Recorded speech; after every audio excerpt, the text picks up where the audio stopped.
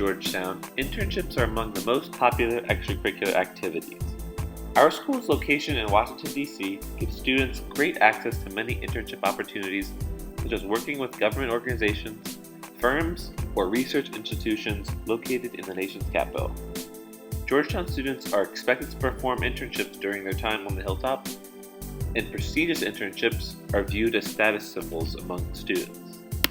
Because these internships are so highly sought after, they are often offered to students at the unpaid level.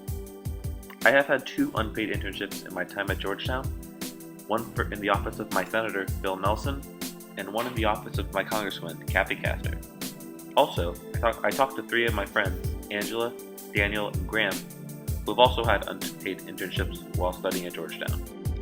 I worked at my congressman's office here in DC, and I did the usual intern things. I answered the phone, answered the mail, talked to guests when they came to the office, like introduced the meetings and things like that. And I also got to give tours of the Capitol. I worked for Jump Investors in Los Angeles, California. I was responsible for helping incubate a startup that was fully funded by the company, which is a venture capital firm. I'm currently working at Population Reference Bureau, PRB for short. I'm working with a guy named John May, who was a lead demographer for the World Bank for 15 years, and I'm helping him write a book on the demographics of sub-Saharan Africa. While my friends and I had unpaid internships in different fields, our experiences were rather similar. We all generally performed tasks that tended to be more menial than a task performed by the paid staff, while also having the opportunity to do some more interesting work as well. Also, we all felt that at times we were not always properly credited for our work.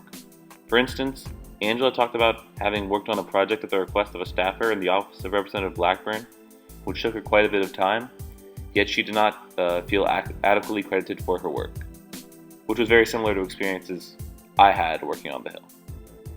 Daniel and Graham, who worked for private organizations, did not necessarily feel the same lack of credit for their work, but they did still feel like they were treated differently than the full-time staff. Perhaps the most interesting similarity between each interview was the fact that each person said that their internship was worthwhile for them because it gave them a valuable experience to list on their resume. Yet, when asked whether they felt that their internship gave them a leg up on others when they graduate and began looking for jobs, they all said no, because everyone applying for jobs has had similar internship experiences. This is illustrative of a broader phenomenon within unpaid internships. What began as programs which justified their lack of payment by the uniquely advantageous experiences it offered to interns have proliferated such that internships are now a prerequisite for jobs, without which one is at a severe disadvantage. In other words, unpaid internships were intended to give interns a leg up on the competition, but now are necessary so that one won't be left behind. In order to understand how this trend emerged, it is critical to examine unpaid internships from a Marxist perspective. In the Economic and Philosophic Manuscripts of 1844, Marx writes, "When political economy defines the relationship of wages to the profit from capital, the interest of the capitalist is the ultimate court of appeal."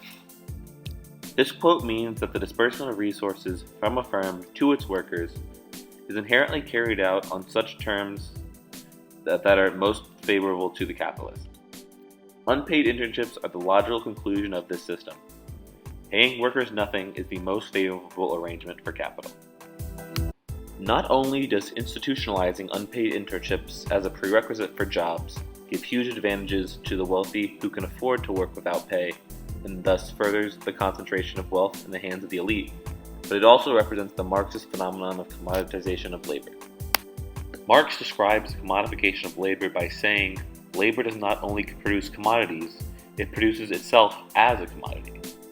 He also notes that the commodity of labor is all the cheaper the more commodities he creates. Again, unpaid internships are the logical conclusion of a capitalist system which seeks to commodify labor at the lowest possible wage.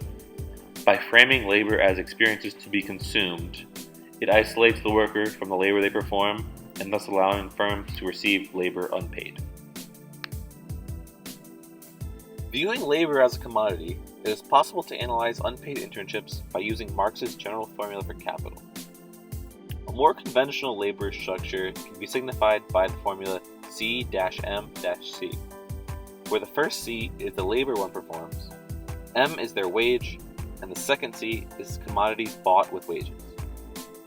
Internships constitute a more complex labor structure, which can be analyzed by the formula M-C-M', where M denotes the cost of performing an unpaid internship, such as living expenses and the wages one could have earned if laboring for a different firm.